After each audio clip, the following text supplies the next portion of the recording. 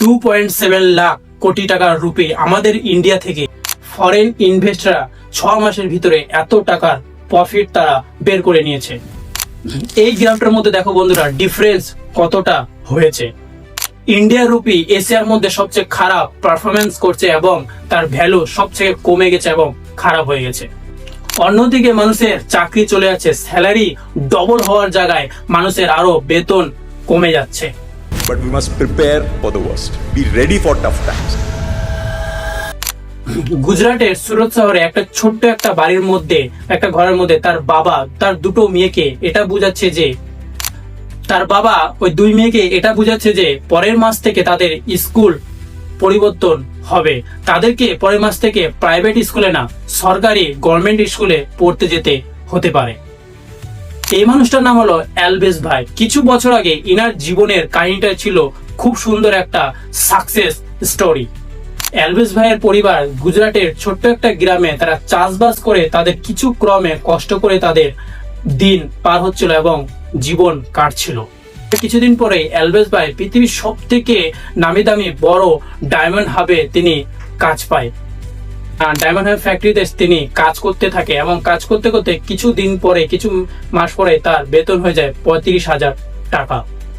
গ্রাম থেকে উঠে আসা একটা মানুষ, কম পড়াশোনা জানা, এই বেতনটা তার কাছে অনেকই সুন্দর ছিল এবং ভালো। প্রথমবার অ্যালবেস ভাইয়ের জীবনের টাকার সমস্যা গুলো শেষ হয়, তাই জন্য উনি কিছুদিন পর চিন্তাধারা করে যে তার দুটো মেয়েকে ভালো শিক্ষা দিতে হবে। তাই জন্য উনি তার দুই মেয়েকে একটি প্রাইভেট স্কুলে ভর্তি করে দেন। অ্যালবেস ভাইয়ের চিন্তাধারা ছিল যে শিক্ষা আমি নিজে পাইনি, আমার পরিবারের কেউ পায়নি, সেই শিক্ষা যেন আমার দুই মেয়েকে আমি যেন দিতে পারি, যেন সেই শিক্ষা যেন আমার মেয়েরা পায়। কিন্তু বন্ধুরা সাল 2025 সালে টোটালি অ্যালবেস ভাইয়ের জীবনের গল্পটা টোটালি পাল্টে যায়। imposed by the US have been catastrophic for India's diamond industry. Surath diamond ইন্ডাস্ট্রির মধ্যে তখনই একটা ভয়ঙ্কর ক্রাশ ঘটে। डायमंड बिकता नहीं, अभी सबके ऊपर पड़ा है पूरा मार्केट के। অনেক মানুষকে তখনই ফ্যাক্টরি থেকে তো বের করে অনেক মানুষকে চাকরি থেকেও বের করে দেয়। প্রথমে অ্যালবেস ভাইয়ের বেতন 18,000 হয়ে যায়, তারপরে কিছু মাস পরে ওই ফ্যাক্টরি থেকে 60% মানুষকে কাজ থেকে বের করে দেয়। তারপরে অ্যালবেস ভাই অনেক জায়গায় কাজ খোঁজে কিন্তু কাজ পায় না। তারপরে উনি একটা কাজ পায় কাপড় ঢোলাই করা, আর সেখানেও বেতন ছিল মাত্র 12,000 টাকা। তারপরে অ্যালবেস ভাই তার দুই মেয়েকে প্রাইভেট স্কুল থেকে বের করে তার দুই মেয়েকে সরকারি স্কুলে ভর্তি করে দেয়।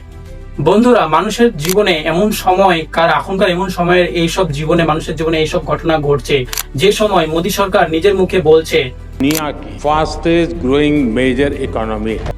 কাগজের মধ্যে ভারতের ইকোনমি 8.2% বাড়ছে। এর আসল কারণ কি?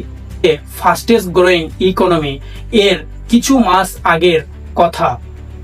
10 মে 2026 হায়দ্রাবাদের একটা র্যালির মধ্যে প্রাইম মিনিস্টার নরেন্দ্র মোদী নিজের মুখে বলেন যে 1 বছর ধরে সোনা কিনতে না করেন এবং বাইরের দেশেও ঘুরতে যেতেও না করেন এবং পেট্রোলের কম ব্যবহারও করতে বলেন এবং বাড়িতে বসে যেরকম কোভিড-19 এর সময় আমরা করেছিলাম। এমনকি মোদী সরকার এই কথাটাও বলেন যে আমরা যে কুকিং অয়েলটা ব্যবহার করি সেই সরষের তেলটাও আমাদেরকে কম খেতে বলা হয় বা ব্যবহার করতে কম বলে।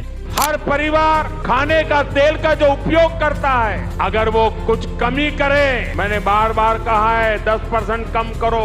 अगर हम तेल खाना कम करें ना तो भी वो देशभक्ति का बहुत बड़ा काम है। মোদী সরকার কারণ বলে যে ফরেন এক্সচেঞ্জ আমাদেরকে বাঁচাতে হবে, विदेशी मुद्रा बचाने पर बहुत जोर देना होगा। কোন মানুষ এই খবরগুলো যদি একসাথে দেখে মানুষের মাইন্ড কনফিউজড হয়ে যাবে। একদিকে ভারতের জিডিপি গ্রোথ খুব ভালো বলা হচ্ছে, আরেকদিকে ফাস্টেস্ট গ্রোয়িং ইকোনমিও ভারতকে বলা হচ্ছে, আর অন্যদিকে আমাদের দেশের প্রধানমন্ত্রী ভারতের মানুষকে জনতাকে বলছে যে কুকিং অয়েলটা ব্যবহার করতে এবং খেতে কম বলছে। The Indian rupee has slipped to around 96 rupees per US dollar, making it the weakest Asian currency in 2026. বন্ধুরা আমার একটা প্রশ্ন আপনাদের থেকে, যদি সত্যি আমাদের দেশে আমাদের মানুষ কুকিং অয়েল, পেট্রোল, দেশে বাইরে যাওয়া, সোনা কিনা এইসব যদি সত্যি বন্ধ করে দেয়, তাহলে কি আমাদের ভারতবর্ষ উন্নতি হবে? আমাদের ভারতবর্ষের জিডিপি সত্যি কি জিডিপি সত্যি কি কাগজ কলম মিথ্যে না, সত্যি কি গ্রোথ হবে? আর সত্যি কি দেশ উন্নতি হবে?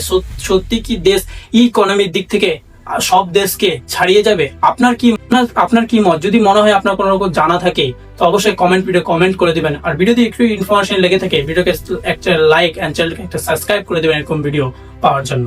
জয় হিন্দ।